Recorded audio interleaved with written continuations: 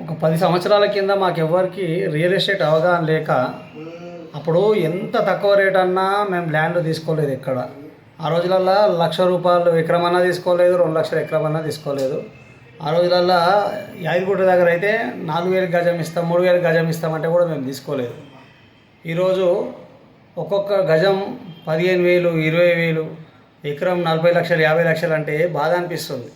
అప్పుడు మేము డబ్బులున్నా ఇంత సీరియస్గా పట్టించుకోలేదు భూముల విషయాలలో. కానీ ఈరోజు పెట్టుదామంటే కూడా ఆ రేట్లో మేము పెట్టలేకపోతున్నాం.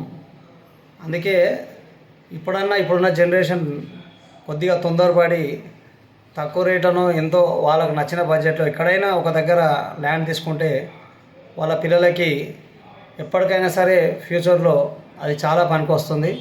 ఇప్పటికే మేము చాలా లాస్ అయినాం, బాధపడుతున్నాం.